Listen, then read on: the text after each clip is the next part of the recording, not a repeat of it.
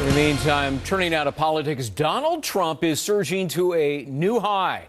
Just released Quinnipiac University poll, Trump leading with 28% support among Republicans, up from 20% last month. Dr. Ben Carson at 12%, and tying for 7% Jeb Bush, Ted Cruz, Marco Rubio. Let's bring in Steve Hayes, senior writer for the Weekly Standard, a Fox News contributor. You know, when Trump addresses these crowds, he talks an awful lot about how wonderful he is and how wonderful they think he is and how great he is in the polls.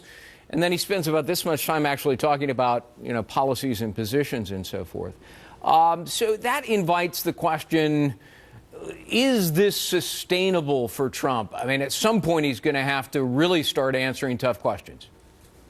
Well, it's sure a lot more sustainable than many of us thought. I think the most surprising aspect of Donald Trump's candidacy is his durability and the fact that he doesn't seem to need to get specific. Now, Greg, I think you make a good point. At some point, people expect to see specifics. They want to know what policies a candidate is offering. But at the same time, Trump these days, if you talk to his voters, you talk to his supporters, isn't offering those specifics, isn't offering much in the way of policy proposals, but they believe that he is. When he says we're going to be tough with China, many of his supporters see that as a policy proposal, even though it's basically just a restatement of the problem. Yeah, even immigration, how are you going to accomplish this? How are you going to pay for it? Those are unanswered questions so far. Right.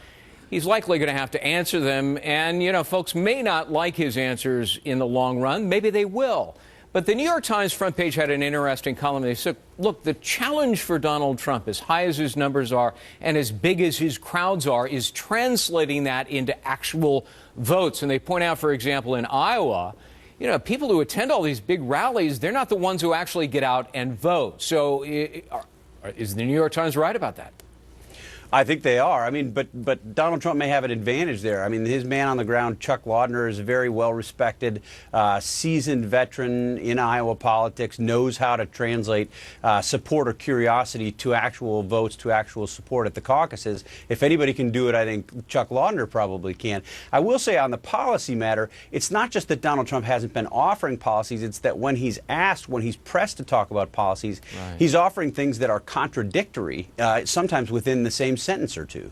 All right. Steve Hayes, as always, great to see you. Thank you. Thank you.